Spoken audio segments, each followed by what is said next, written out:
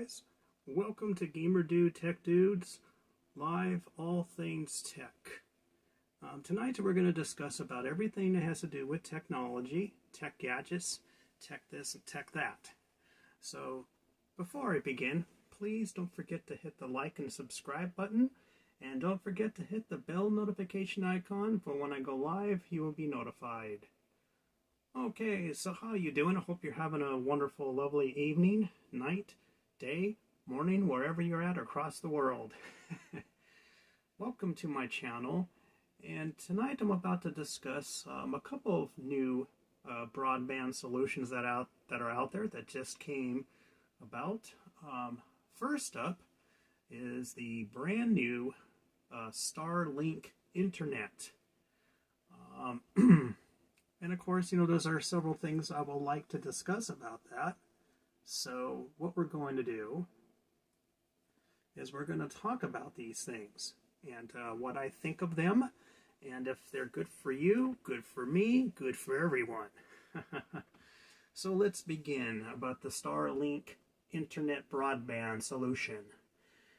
Now, from my understanding, Elon Musk is launching several satellites into space, low orbit ones to be exact, that will be positioned all across the world. And it is to provide us with a Wi-Fi internet for people that live in remote areas, which is quite nice for those that cannot get internet, that basically live in a crater. Just kidding. But in all seriousness, I think it's an awesome solution. However, there is a couple cons to it. And let's begin with the cons. One of the cons is that it's very expensive. I signed up for the beta later on to learn that it's going to cost me a ton of money to even order the equipment. I was not happy about that to begin with. I believe it was like $300 or $500 for the equipment, and basically they send it to you, and you hook it up and whatnot, and then you basically position just like you do with any satellite TV or whatever, what have you, and you basically send it up to the satellite, the signal, more or less. While that is all fine and dandy, I also learned that once you set up the direct line of sight, you cannot move that, which I found quite disturbing, because being that it should be mobile for number one. But I do kind of get it. To me, it's no different than basically internet, satellite internet. It's pretty much the same thing, only it's low orbit. And the speeds were like, I want to say they were like 100 megabit, 150 download, and something like 5 or 10 megabit upload, which is very, very basic, people. So I really didn't see the point of paying a ton of money for the equipment and then hooking up the equipment and not being able to be mobile. That to me kind of basically it's turned me off about that. And I was just like, I would have liked to see where it would be mobile. Because to me, this is no different than your average satellite internet. It's no different. Only difference is they're low orbit, which means it'll reach practically anybody around the planet. Apparently, when he launches these satellites, they have to be so far apart from each other. And they have to be perfectly positioned around the planet. Which took a lot of thinking, basically. It took a lot of thinking. And, that is one of the pros about this, internet service. And I think it's great. I just think it's a little too rich for my blood, and I think it's too new, and I think it's too, what do you say? I just think there's too many cons about it. It's expensive, you gotta have a direct line of sight, and you can't go mobile with it. You can't move it. Once the signal is locked, you can't move it. So I really didn't care for that. So give it a few years, and I'm sure that we'll be able to go mobile with this and take our equipment onto a boat or onto, when we go camping or anything like that. That's what I was looking for. I was looking for something that would be more mobile and something that will allow me to, when I go to the river or I go to the beach or you go camping or whatever, and I want internet access, I figured, well, hey, that's an awesome solution. So that's what I figured. I really figured that was going to be the type of, mobile internet I was going to get.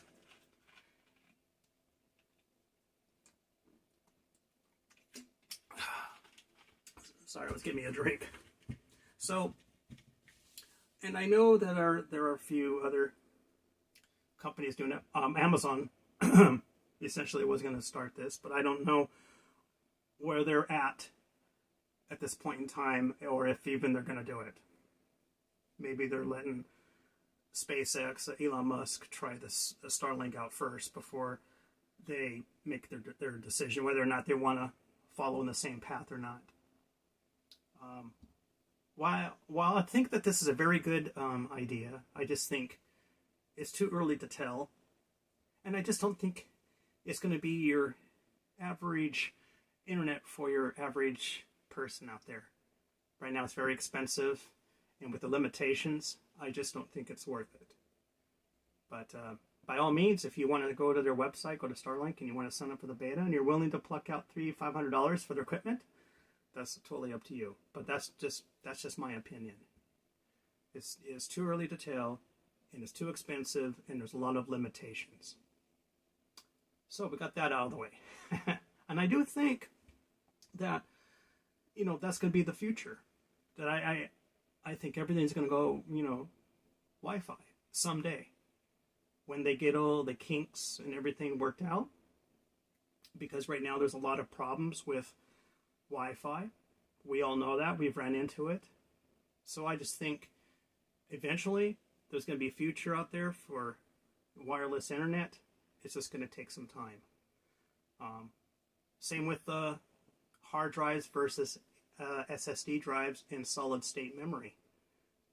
Look how long we had to wait before we finally got to see that. And look where we're at today. So I just think that, eventually it's going to get better. It will. And, but I just think it's got a lot of work to do. And unfortunately, I won't be able to test it to see how reliable it is because I don't have that kind of money to pluck out, let's face it. Average Joe doesn't really have that kind of money to pluck out. It's going to be basically rich tech people, if you know what I mean, right? So I do think it's going to be a very interesting internet. I think it's going to be an interesting technology when it comes out. I really do. And I hope it does go somewhere. So keep your fingers crossed, and hopefully you will see that in the future. Oh, raspberry iced tea, gotta love it.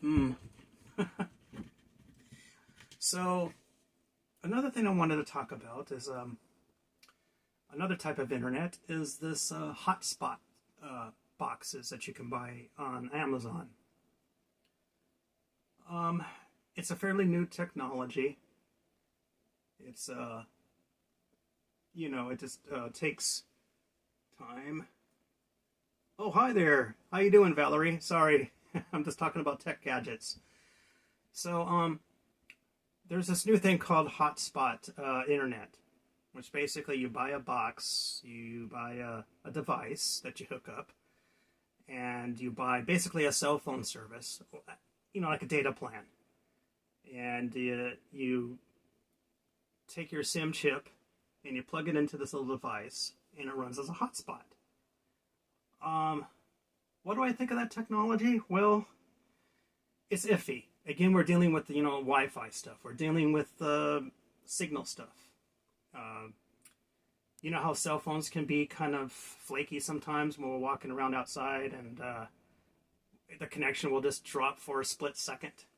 We've seen it when people are blogging on YouTube, how we're having all those dropouts, all those packet loss. Basically, that's pretty much the same thing. I guess it would be okay if you were in an area where you can get a good reception, get a good satellite signal, LTE. Basically, I do think, however, it's better than the satellite thing I was talking about, Starlink. I do think it's better. A lot of these devices, they range for about anywhere from $130 to $159. And basically it works just like a hotspot. You know how you can use your phone as a hotspot, basically? You plug your phone in and you go into the settings and you set it to use your plan so that you can share with the other devices in your house. Basically it works like the same thing. I think that's probably where it's going to go in the future. And, again, this is my opinion, especially when we get the 5G, when everything's full 5G and everything, the switch is, clicked on. I think we're going to see speeds that are going to be phenomenal. I really do. While 4G is pretty much anywhere from like 100 megabit, excuse me, it's like 100 megabit and pretty much like a basic internet with 5 megabit upload, which is, not bad. But with 5G, I mean, you're going to see speeds pretty close to a fiber. You're going to see speeds anywhere from 900 to 1,000 megabits per second. Essentially 1 gigabit. So I really think that's where the future is going to head. I think that's where the future is really going to go. The only problem with LTE now is you're going to deal with basically like dead spots, dead zones. Say like you're on a boat, you're on a ship, and there's a lot of people that go sailing that I know, and they have a heck of a time even with satellite internet. But it's going to be interesting to see how the satellite internet is versus the hotspot internet. Satellite may be more reliable for ships and stuff, but it's not as good as anything that's broadband as far as wired connections is concerned. Wired is always going to be the king of the internet, let's face it. Anything that's hardwired, you're going to get awesome speeds, and unfortunately with anything that's wireless and anything that has to go through buildings and has to go through trillion walls and trees and mountains, and that's going to be rough. So yeah, that's going to be very interesting. What's that, Valerie? What were you saying here? Let me see. Are you a 5G conspiracist? No, I'm not, actually. I don't believe in that crap. People saying, oh yeah, we're going to die from cancer and all this and that and blah, blah, blah. I know a couple of people that did research on that are very reliable sources. The wave patterns are so small and so minute, it's not even going to hurt you, honestly. It's so low, it's not even going to even affect people. A couple months ago, this is funny, I was reading an article on the internet, and we all know how the internet can be sometimes. They were talking about how these a fire department somewhere in LA area started getting sick and started getting like all these rashes and stuff from the waves and everything, I guess from near the cell towers and stuff. I just started laughing. I mean, honestly, you would have to be living inside of a nuclear power plant, like right where the radiation is at, to really get affected. So I really don't think that we have too much to worry about. We're not going to die. We're not going to die from laser rays. We're not going to die from a Death Star or anything like that. Well, maybe from a Death Star if the Empire comes here, God forbid. But yeah, I'm just wanted to get that out there. Sorry, being funny. But but yeah, I really think that we're going to see. I really think 5G is that's gonna be the king eventually, because they're even having a hard time with fiber, believe it or not. And the only place that where we can really get fiber is up north, Silicon Valley, up towards San Francisco. That's where you get your Google Fiber and your AT&T fiber. I'm talking gigabit upload, gigabit download for like $60 a month. And they're really having a hard time getting it down here because honestly, they have to dig a trench. They literally have to dig a trench from, where their office is all the way down here. It's not as simple like, telephone lines or anything like that, where you can just, use telephone lines and have a telephone line go from one telephone pole to another. They have to literally dig a trench. And that's a lot of money. It's very, very expensive. So I really think that eventually 5G is going to go some places. I really do. Yeah, exactly where the big ballers are. Yeah, you mean like Bill Gates and who else? Jeff Bezos.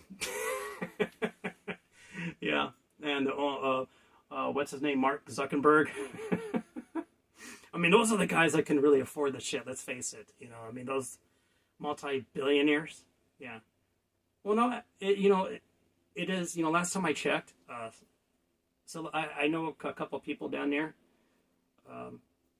that have, have internet and stuff. And I checked into it one time. It is expensive to live down there, but their internet's cheap as fuck. Actually, it's crazy. I can get a gigabit. I pay like $65 here, I think, or actually it just went up and went to $75 with Spectrum, and it's only 200 megabit download and 10 megabit upload. Shit, if I lived in Silicon Valley, I could have 1 gig up and 1 gig out, 1 gig down. So just imagine, the kind of speeds I would have, and imagine the videos that I would be able to throw up on YouTube with no lag or anything. Because basically when we're blogging like this and we're going through our Wi-Fi, we're going through our internet service provider. And then that relies on upload speed, not on download speed. So if you really want to have a decent video that you're posting up on Twitch or YouTube or Facebook, you got to have a pretty decent upload speed, at least bare minimum 20 megabit, to really get a good, decent quality stream. Unless, of course, you're going through LTE. Now, right now, I'm going through my internet because I'm not outside or anything. If I was outside, I'd be going through my LTE. So that's why right now I'm going through my Wi-Fi, because my internet's faster right now.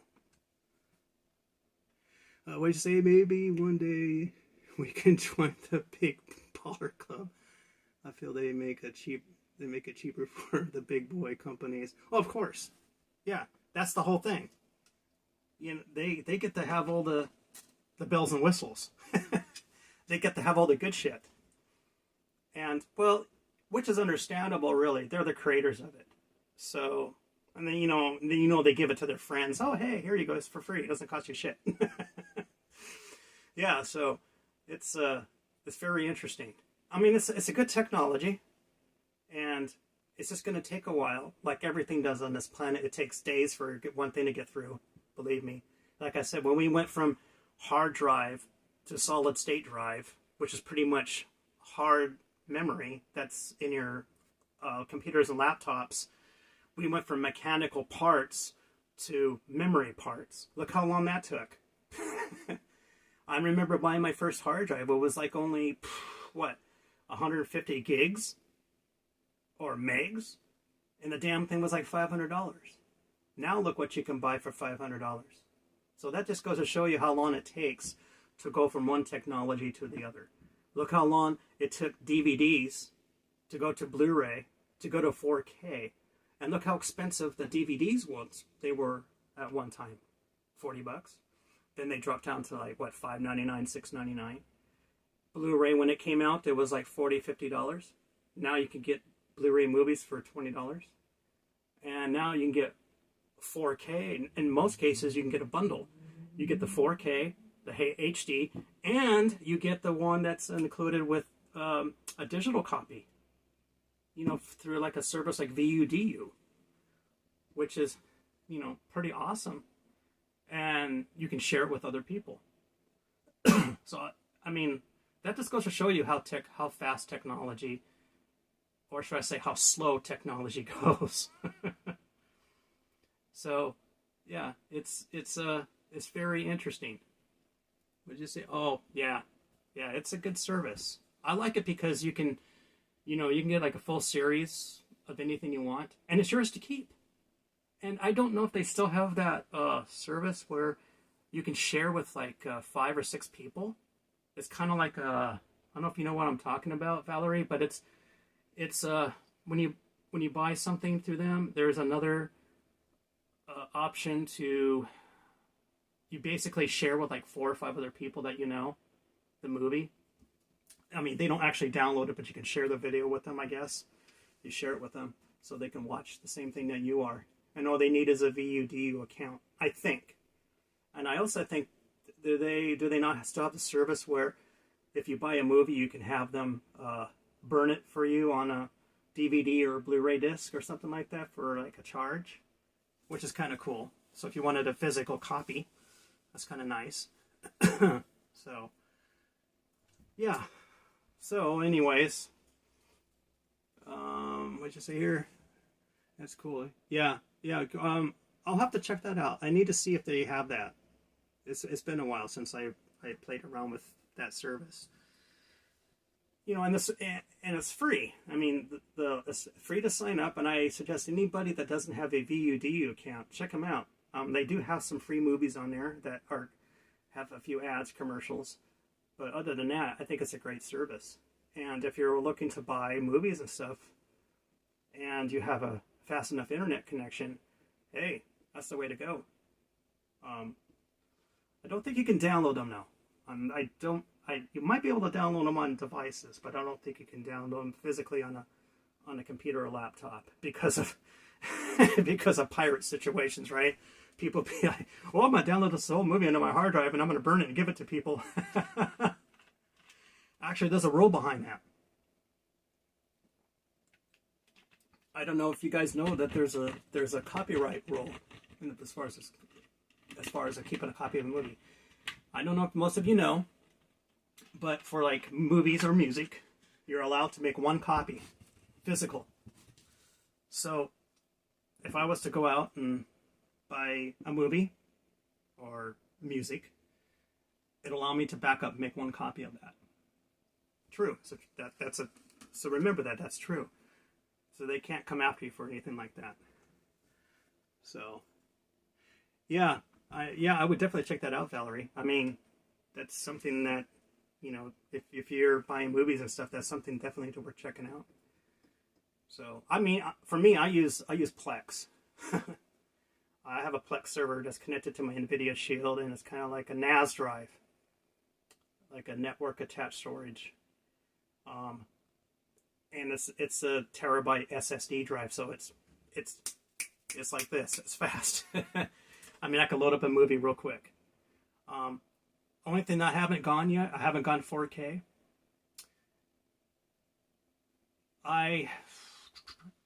Do I like 4K? That's a very tough question. With 4K now, there's something to keep in mind.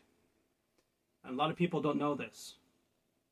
That's why a lot of your hardcore techies don't own a 4K TV just yet. And I'll explain why. As you get bigger in the size of the TV, say 65, maybe 75 inch, okay? The bigger, this is the way the 4K works. The bigger the resolution, the bigger the TV, the closer you have to sit to it. So keep that in mind. Versus a 40-inch versus a 65. A 40-inch or even a 55 or even a 60-inch is going to be perfect for most people. Because you got to figure with the 4K, you're sitting anywhere from between what, 5 or 6, maybe 10 feet. So the higher you go with a 4K, the closer you have to be to it. That's the only limitation with 4K. And that's one of the reasons why I haven't gone 4K just yet. And really, the naked eye isn't really going to see that much of a difference. You're going to see differences in terms of image quality and long distance images. Now, what I mean by long distance images, for an example, you're watching a movie, and while the person that is directly looking at the camera, their picture, their face looks perfectly clear.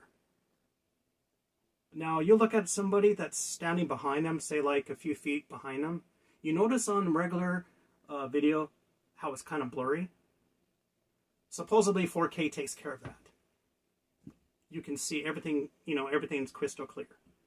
And that's one of the things that why you really need to sit close when you have a bigger 4K TV. And it really hasn't sold me on 4K. 4K hasn't really sold me. I'm quite happy with 1080p. If you know how to calibrate your TV, you know how to go in and you know how to set them and everything, and you know how to tweak all the settings, I will guarantee you that you will have a perfect picture just as good as a 4K. Or if you had an NVIDIA Shield like I do, NVIDIA Shield TV, which is an Android box. It has a thing called AI Upscaler. And what that does, it takes your 1080p image, your video, and it enhances it to actually look like 4K. It's not a gimmick, folks. Me and several other reviewers have done reviews on this. It really works. I've tested it with Mandalorian. I've tested it with Star Wars movies. I've tested it with WandaVision. I've tested it with all the Marvel movies. And I'm going to say one thing, it looks badass. I will tell you that much. So I really don't have any reason to go out there and purchase a 4K TV. Now, say like your TV blows up or, it no longer works, then yeah, I mean, you might as well get 4K because they're dirt cheap. You can get them, you can get them for like $200 or $300 off of Amazon right now. But me, I have 3 Vizios. I have a 50-inch, a 40-inch, and a 32-inch, and I'm happy with them. I love Vizio. Vizio to me is a top quality name brand. I will say this much though. My family member hates Samsung. Absolutely hates Samsung. They went out. I know it was some time ago, and they bought like one of the very first 1080p HD TVs. It was a Samsung, and Samsung has, to most people, has got a good, reputation. A year after he had that, it broke down. It turns out that the capacitor, because they have capacitors on the main board, which are little tiny soldered things that are on the main board, apparently they used the wrong one, and the solder broke. It literally just melted. And he paid a pretty penny for that at the time. So he contacts Samsung. Samsung was aware of it. In fact, I think there was a lawsuit, and Samsung was aware of it at the time, and they were offering free service to come into your home and fix it. But here's the real kicker. He calls up Samsung, and he says, hey, my Samsung TV isn't working, and I'm not getting any picture. It kept clicking and clicking and clicking and clicking, and eventually it just went black. They came out. He replaced the capacitors. Guess what happened in a week later? It died. And because it was out of warranty then, they weren't willing to fix it. And he was like, you know what? Fuck off, Samsung. He never looked at another Samsung product ever again. I mean, I can't blame him. I mean, honestly, I mean, I know things happen, but come on, really? I mean, we're talking about a major company here. Um, Indicious TV, I'll have to look into that one. Yeah, I mean, if you're going to buy a new TV, I would definitely, of course, get a 4K. But I wouldn't go too high on a 4K TV unless you're like within 5 to 6 foot from it. You know, you want to be pretty close to it. And if you live in a big, huge house and you have a 75-inch, you want to make sure that you at least have your sofa or whatever you sit in the middle of the room, not towards the back, if you know what I mean. It's going to be too far away, and you're not going to experience the quality and stuff of, the picture and everything. So, and then of course, everything is Dolby Digital 5.1, Dolby Atmos, which is your sound. If you're looking to get better quality than a movie theater, Dolby Atmos is the way to go. But that could be really costly. And the way that works is, you know how 5.1 works. You have 5 speakers. You got the left rear, right rear, left front, and right front. And then you got the center channel along with the subwoofer, which equals 5 speakers plus 1 equals 6. That's why they call it 5.1. Well, with Dolby Atmos, not only you have 5.1, you also, with Atmos, you can either get, I think it's 2 or 4 speakers that drive the sound upward, if you know what I mean. So not only you got the sound behind you, in front of you, and each speaker is independent, left, right, and left and right front and left and right back, and you got the center channel, and then you got your subwoofer. So all those speakers are independent.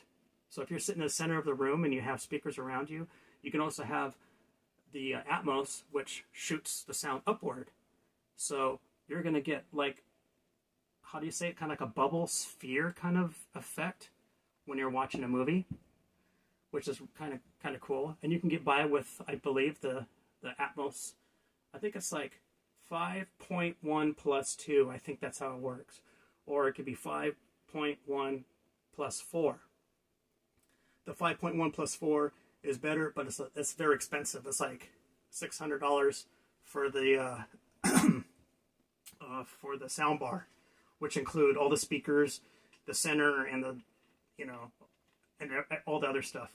It's expensive. Or if you really want to get technical audio guru, you can go out and you can buy yourself, which I did. I don't use sound bars. We have receivers, and we hook, we use our own speakers, our own subwoofers, and we hook them all up to that receiver.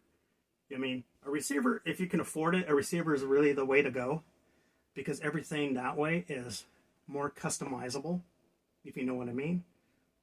You can get a good receiver for around $400 that has like maybe 5 or 6 HDMI connections on the back. And the nice thing about that is you can plug a Blu-ray, a Blu-ray player, or anything that uses HDMI. And today's receivers are, they're really good. And you can even go wireless speakers if you really wanted to for the satellite speakers. So if you don't want to use wires and stuff, which really work very well. You can get a Denon, a Pioneer, any of those, a Yamaha, any of those you're going to get a nice, really nice sound. With a system like that, you will never need to go to a movie theater ever again, to be honest. You'll be better than a movie theater if you had 4K with Atmos, with all that stuff. You can probably build yourself a nice home theater system, fully loaded, for around 2K, maybe a little more. But I'll guarantee it's going to get you at least 5, 6, maybe 7 years out of that before we come out some kind of new technology. So I think it's worth it. Yes, I do. Although I'm happy with my Dolby Digital 5.1 DTS. I haven't gone Atmos and I haven't gone 4K. And I can tell you right now, I'm happy with my DTS. With DTS, it's pretty much it's Dolby Digital, and you can either go through a optical cable or what's the other hookup? They have an optical cable, and they have a regular 5.1 cable. So you can use either or, depending on what your receiver has. So, yeah, that's a really nice setup. Do I like sound bars? Well, remember, sound bars are kind of limited. You can only plug so many things into it. Again, if I bought a receiver that has 6 HDMIs, I can plug like a PlayStation into it. I can plug a PlayStation, Xbox, and whatever else, 2 or 3 TVs, or and plus the receiver. So that's the difference between having a soundbar versus a receiver. And with the price that they want for the soundbars these days, you can build one hell of a nice receiver with the speakers included. In fact, you can buy a lot of these if you go on Amazon or go to Crutchfield, which is they're into nothing but audio. You can buy like a whole receiver speaker package. You get the speakers, the subwoofer, the receiver, everything, and all you gotta do is just hook it up. In some cases that's cheaper than going out and buying one of those sound bars. I think if I'm not mistaken, the most expensive soundbar I've seen was like $800, $900, almost $1,000. Hell, I could build a nice freaking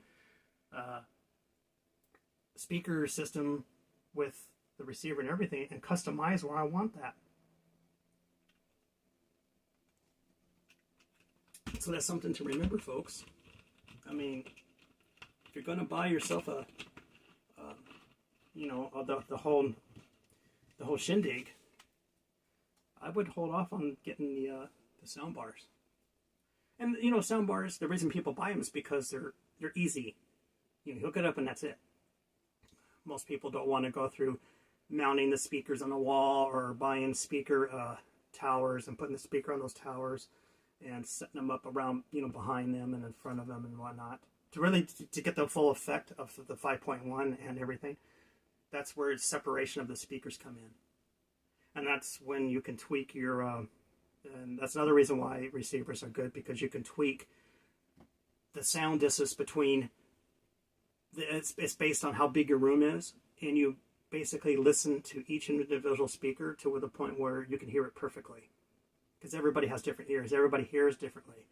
So you can customize literally each speaker, and you can set it, you can go plus or minus on the decibels, so that way it basically determines how fast the sound travels from point A to point B. That's basically how it works. So you can literally tweak everything on your surround sound system. So I think that's like one of the greatest things about that. And not to mention you can use an equalizer. You get your highs and your lows, because you don't want it too flat. I mean, if you hear a jet flying over on top, and that's another thing. Another thing, when you get Atmos, say like you're watching Star Wars movies, the beginning of A New Hope, where the ship is flying like literally on top, you will literally hear that ship flying on top of you. And you said like you hear a TIE fighter on the left, you'll hear it coming from the left, and an X-Wing fighter coming from the right, it'll fly over to the left. You will literally hear the different sounds, because it's like a three-dimensional. Basically think of it like a three-dimensional audio. Really cool. I mean, I could get on this subject and talk about it forever, because I love talking about this stuff. It just excites me. So, yeah, if you're looking to build something like that, and you're getting to 4K TVs these days, it doesn't really matter. Well, I guess it's a personal preference, because they have different kinds of 4K televisions. They have, the OLEDs, which are a little bit more money. They're supposed to be better for, images and watching and viewing and stuff.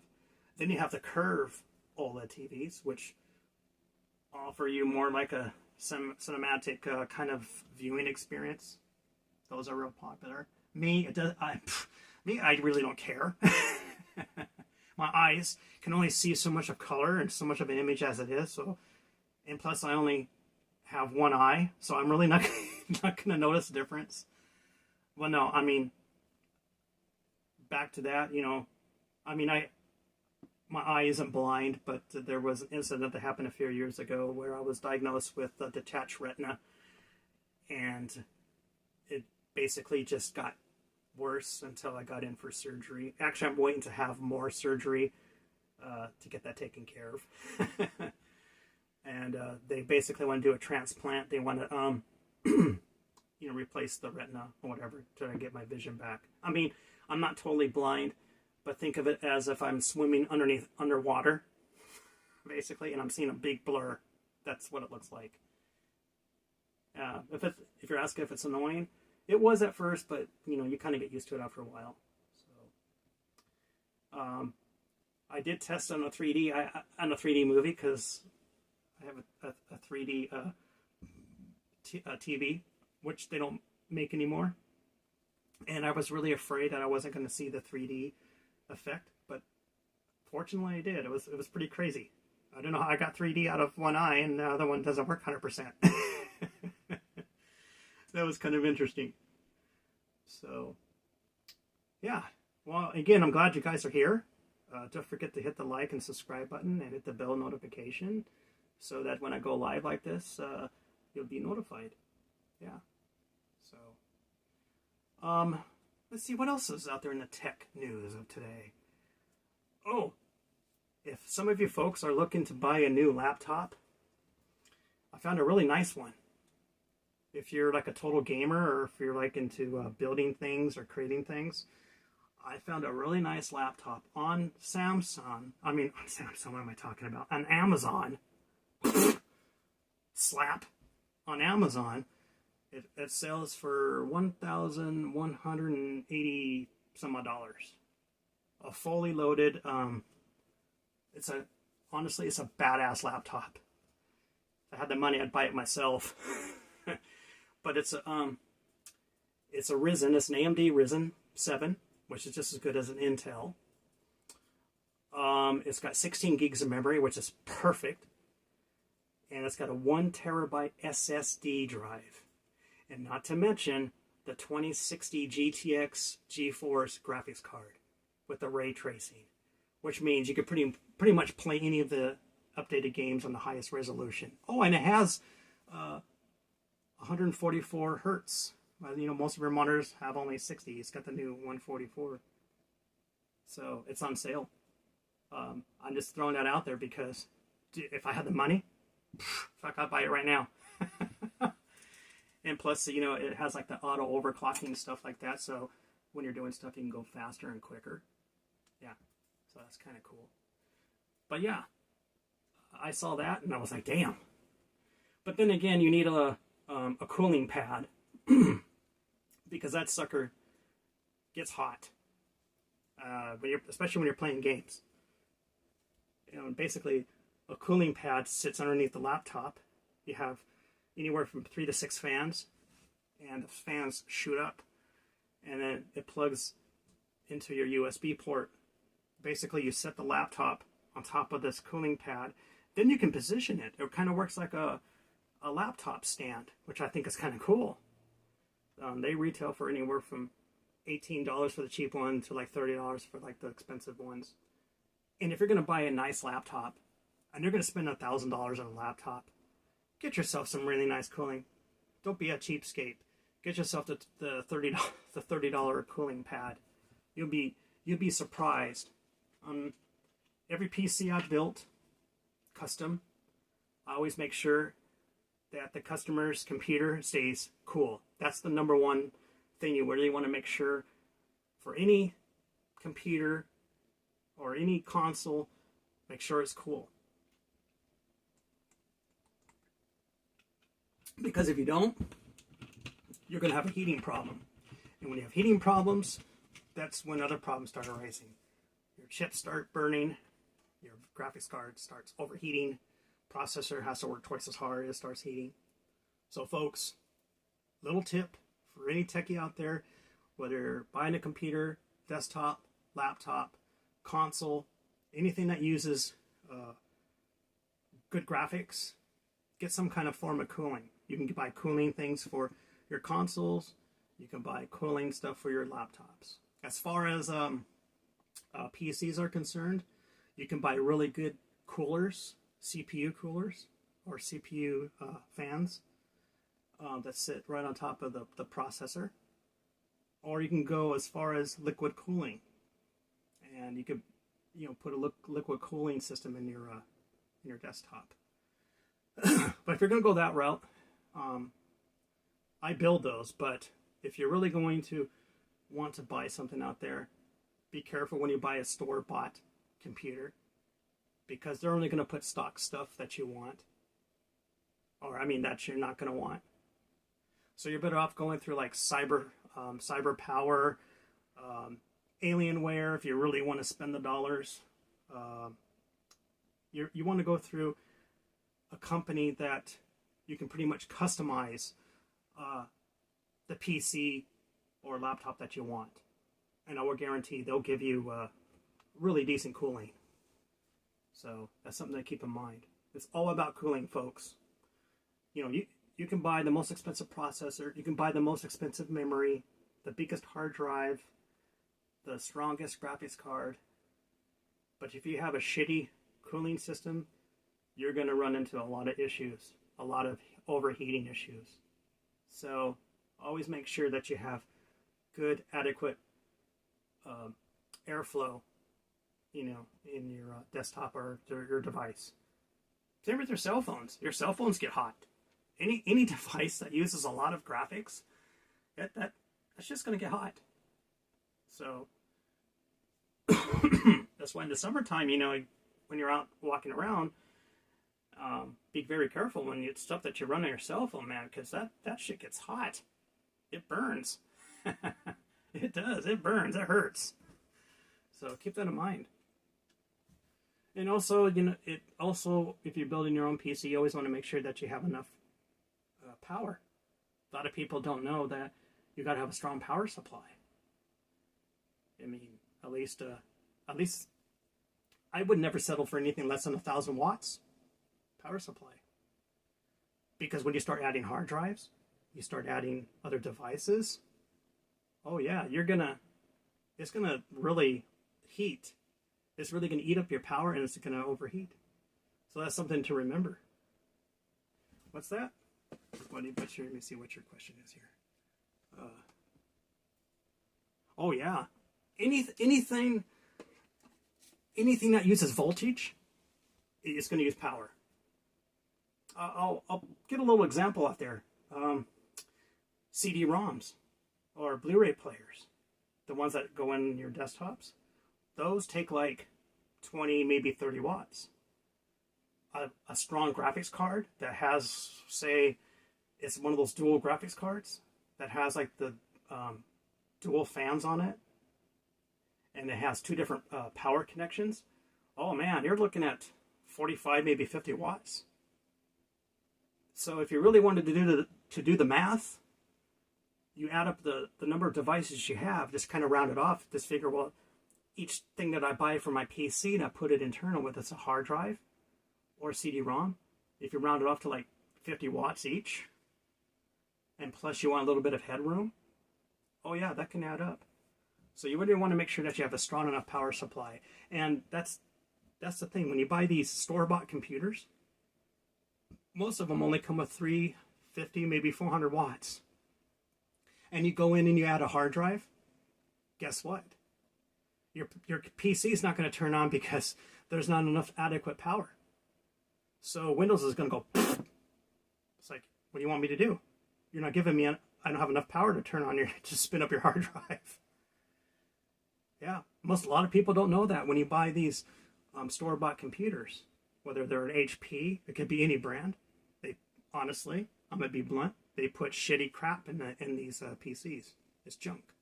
I'm sorry, but unless you buy the high-end, and they do sell high-end computers, but you're going to pay $800 to $1,000 for them. You're going to get something cheap. That's exactly what you're going to get. Cheap. Don't expect to run any games on it because, it's going to go a chuck, and it's going to go, that's it. I mean, you could probably run like Pac-Man and shit on it, but that's it. You want to run Call of Duty, oh, forget that. You're lucky to get like 10 frames per second. Yeah, you'll be running around like a Bionic Man and Bionic Woman. You'll be running around like that, and you'll be having these fast gamers running around you with. They got your head in their sights, and they'll pick you off each and every time that you spawn because you're lagging like ass. It's true. I've been it. I mean, I test this stuff out a lot, so that's why I'm talking about it and let you guys know. Make sure that if you're going to buy a gaming system, make sure it's a gaming system. Don't buy a college computer and expecting to play games on it. It's not going to work. And that's what people do. They think they could buy something cheap, and well, basically know what if you before you buy a PC, make sure that you ask yourself, what are you going to do with it? Are you going to use it for gaming? Are you going to use it for watching movies? You're going to use it for browsing? You're going to use it for school? Because if you're just going to use it for school, browsing, and streaming, you're not going to need an expensive computer. Hell, you can get by with the Chromebook, and those go for like $300 or $400, and they're really nice. Chromebooks are really nice. They're not bad. I prefer the product Lenovo.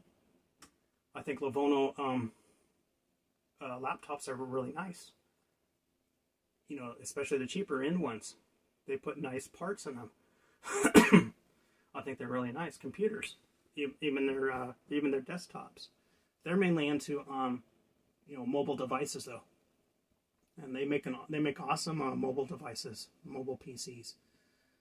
So if you're going to buy something that you're just going to use for schooling and browsing and watching stuff like Netflix and whatnot, that's all you need. Those are perfect. But don't expect to be a gamer. Me, I'm a gamer, so I do all that stuff. Although I haven't played a game in a while. I've been taking a break from it actually, and I've been doing this stuff, which I enjoy. I love doing videos. I love doing blogging, and I love doing this kind of stuff. I'm getting to the point where I like getting the word out there, and I like helping people. I think that's my reward that I get at the end of the day, or something like this. I get to talk about my favorite things and share them with you folks. That's what I enjoy doing. So, let's see. Anything else out there that's in the tech world today? Now, if you're not a gamer, there are a lot of game streaming services you can go with. I think I did this in another review. Google has one, but it's not doing too well. Amazon has one, but it's still in the works. So really, the only two that are out there is NVIDIA GeForce Now, and then there's Shadow.tech. And the way those work is, and what's really awesome about these, I'm a member of ShadowTech. So it's a subscription service. And basically what it allows you to do is play any PC game remotely. So you don't need a powerful gaming PC. You can use an Android device.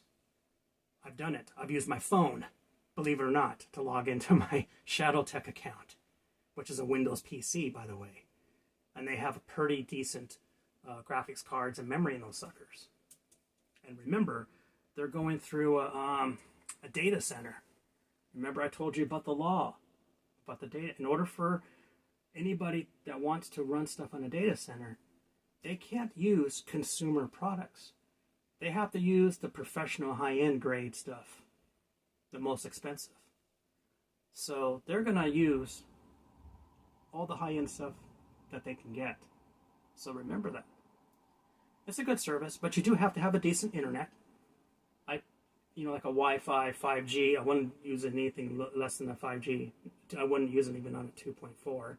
and you want to make sure that you're close enough to the server. I think they have one in San Diego, and I think they have one in LA. And the one in LA is the one I connect to because I'm closer to it, so I get really good speeds there. And I've played like Call of Duty, Modern Warfare, and all that, and all my other games and stuff on there, and they run excellent on there. So if you can't afford a high-end PC, look no further. I would definitely check out GeForce Now and Shadow.tech.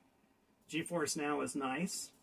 The only difference is you can't load your own games on to their server.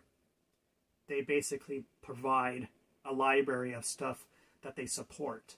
So keep that in mind. They do have a game list before you sign up. And they also have a free account that you can check out. It gives you like 1 hour of playing time, whatever game that you have. And there is a huge queue time, I will tell you that much. You'll be sitting like in the queue with 600 other people. Now, if you paid for it, it's like $5 a month for the, it's like $5 a month for their service. ShadowTech for their basic package, I think is like $15 a month.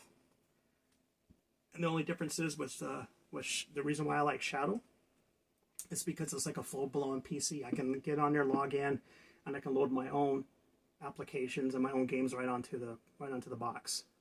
It's just like if I was there, which is kind of cool. I can put my own browser on there. I've got OBS on there for doing my game streaming, all that stuff. I could put my video editing software on there if I wanted to edit my videos, stuff I put on Twitch, because I do have Twitch that I mainly use for my game streaming. So that really worked out well for me. So keep that in mind. You don't have to have an expensive PC.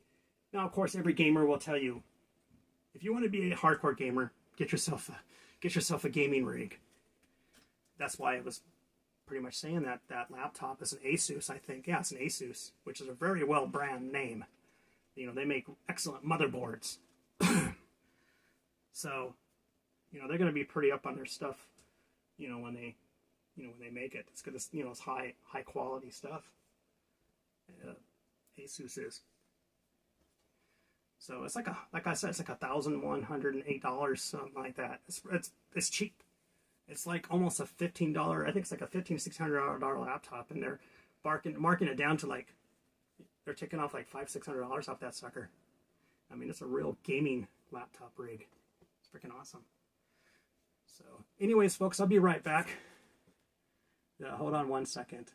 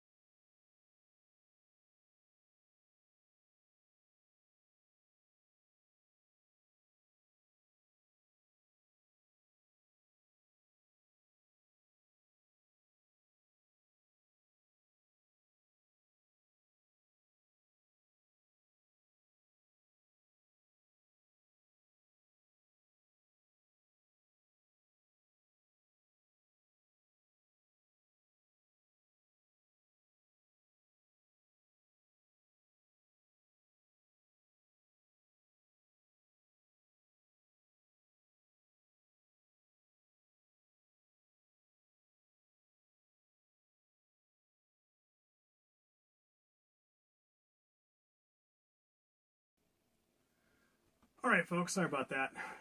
I had to go take care of something real quick. Another thing I want to touch bases on real quick is Windows operating system. I like Windows 10, don't get me wrong. I don't like Windows 10 for the simple fact of all the updates. And that's always been one of my pet peeves with Windows 10, is the updates. They don't allow you to skip them. The only thing they allow you to do is schedule them. But at some point in time, they're always going to update, no matter what. Problem with that is, because I used to be a beta tester for Microsoft, they pretty much got rid of all their beta testers. And a beta tester is kind of like a person that actually tests the whatever and lets people like you guys know if it's worth upgrading or not. Windows 10 kind of got away from that. So now, essentially, we're all beta testers for the Windows 10. And one of the things that I don't like about it is that it updates to different components. And if your PC is not up to par, well, guess what? It's going to break it. Now there are those out there that will say, if it's broken, it's always the user's fault. To me, I'm going to be blunt, they're full of shit. Not every PC is the same. Every PC is different. Every component is different. So it just depends on the components that you have in the PC when Microsoft does do the update. Now, of course, there are a lot of us, I belong to a group on DSL Reports, which is a major forums that I hang out on there.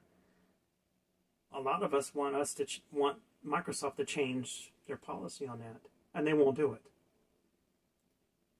And and the strange thing is, if you buy the Windows 10 Professional, not the Home Edition, oh yeah, you can pretty much customize everything. You can even literally stop the updates.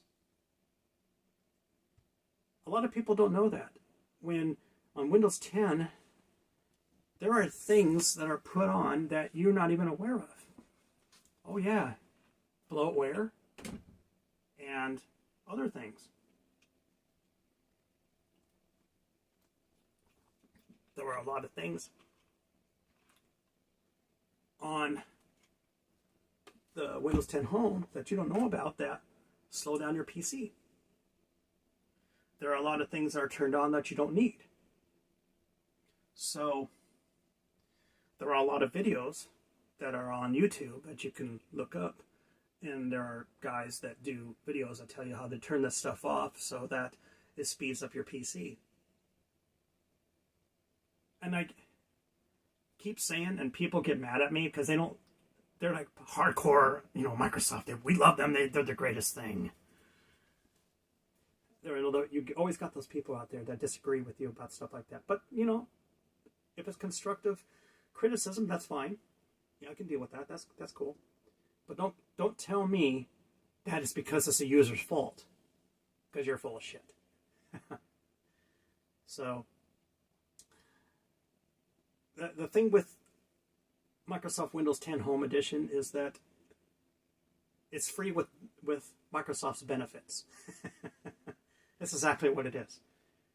It's free, but you're going to have this and that and everything that's going to be turned on, and it's going to be loaded with a bunch of stuff that you're never going to use, like 3D Paint. In one of their updates, they have 3D Paint. Can you believe it? It's unbelievable. I always wanted 3D Paint. Thank you very much, Microsoft. I'm really going to find that useful. Sarcasm. I mean, if I'm going to use some kind of painting or anything like that, I'm going to use Adobe. I'm going to use something that's professional. I'm not going to use Microsoft 3D Paint. I don't need it. And that new browser, Edge or whatever it is, crap. Junk. Most people use Firefox or Google Chrome. Fuck Edge. Fuck Edge and Internet Explorer. Those browsers are shit. I'm sorry. they crash all the time. They lock up all the time. I don't like them. Oh, but it's the user. Make better stuff, people. Make stuff that actually works and that's useful. And Microsoft never used to be like that. I had the very first Microsoft version, Windows 3.1 and Windows 3.10, all the way on up to Windows 8, Windows 9, or Windows XP.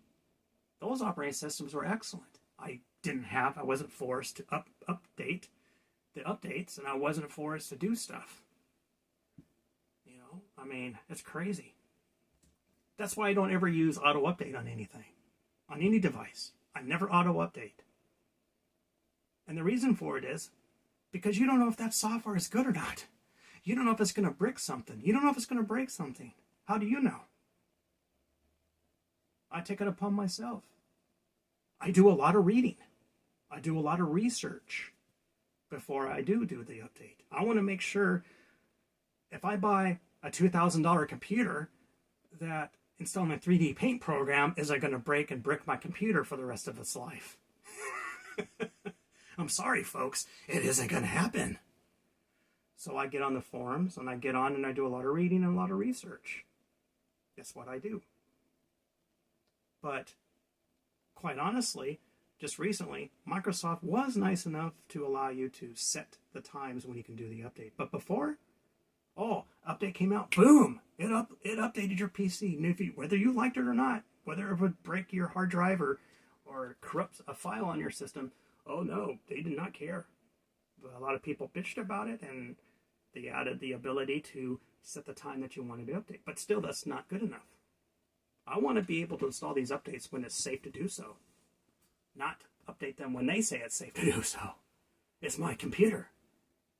Or is it? Anyways. But that's my whole point. Microsoft it never used to be like that. In the golden days when Bill Gates was running the company, things were a lot better. I think my favorite operating system back in the day was Windows 8. And you didn't have all those bugs. You didn't have all those blue screens and crashes. Now, you look up, and like I said, people would agree with me. Go ahead and look up Windows 10 problems on Google, and you will see for yourself firsthand all the different issues that the operating system has. It's crazy. It's unbelievable. It just, dawns on me. And the whole thing of it is, we live in a society where they think that everybody is stupid. Where they think the average techie is stupid. And it's sad. And people fall for it. That's the craziest thing about it. They think, oh, well, yeah, I don't know much about PC, so let it update. Because they're not educated. You can't really hold them against that. But companies take advantage of that. And unfortunately, it's for the worse. So, I like Microsoft. I like the Xbox because it is a US company. But there are some things I dislike it. And that's one of them. So, that's another thing. If you're going to go out and you're going to build yourself a PC, or you're going to have somebody build one for you, spend the extra $100, $150 or whatever, and get yourself a legitimate copy of Windows 10 Professional. Believe me, it will change everything. Trust me on that. For most people, it might be okay. But remember, when you first turn on your PC, whether you buy a brand new PC, there's going to be stuff that you are not even aware of that's on. And it's perfectly legal. Oh, yes, sir, it is. But remember, it's Microsoft's benefits. It's free. Oh, yeah, with the price. And the price is that you don't know what it's doing, and hopefully you think that the stuff they're doing is legit. But what if it isn't? And that's no conspiracy theory. That's just the honest truth. If I'm going to share my information, I want to know the information that I'm sharing to. That's what it boils down to. You know? This whole privacy thing is just totally gone out of hand. You know? It's almost all your software's got ads and everything plastered over the place, and you know, the manufacturers, they make the software that just, you don't know what it's doing in the background.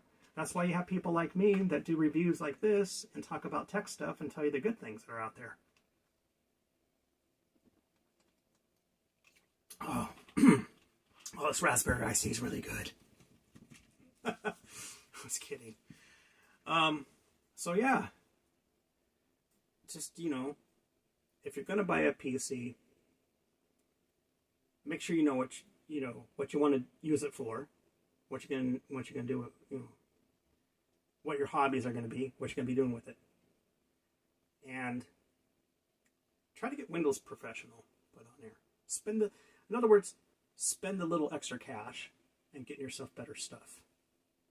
You're better off if you can't afford a PC right away. Then wait till you can afford to get yourself something nice.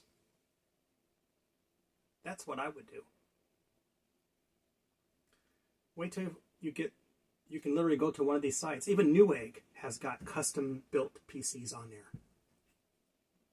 Newegg is another place where I buy most of my PC parts. And they're a really good company. I like them. They carry all the latest and greatest stuff too. So keep in mind, if you can afford a PC right away, and unless you're going to get one for like a student or, you know, a son or a daughter, and they're going to go to school and they're going to use it, and then it doesn't really matter.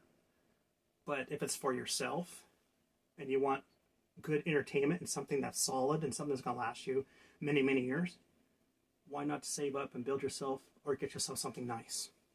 Something that's going to be future-proof. That's the whole thing. A future PC will get you 5-6 years out of it.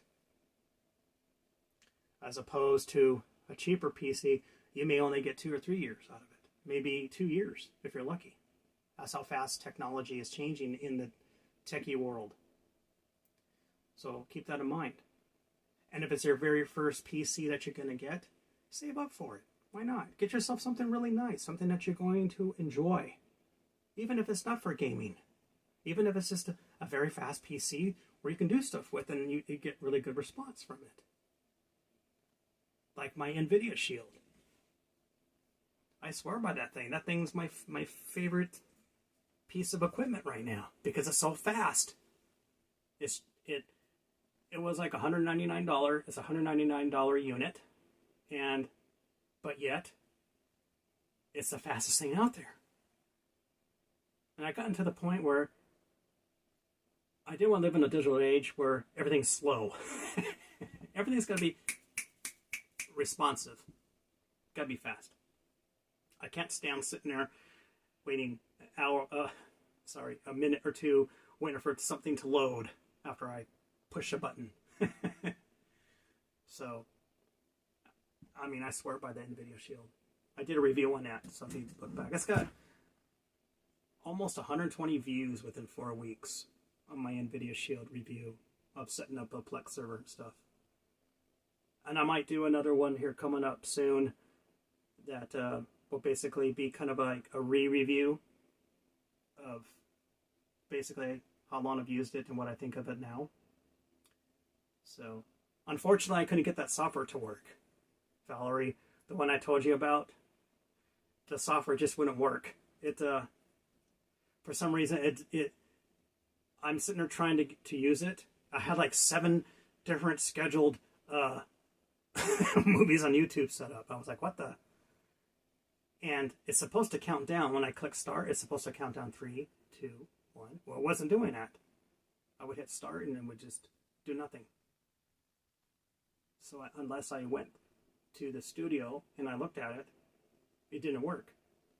So I had to go to the studio on the browser, and sure enough, there was like 6 or 7 different videos that were scheduled to start.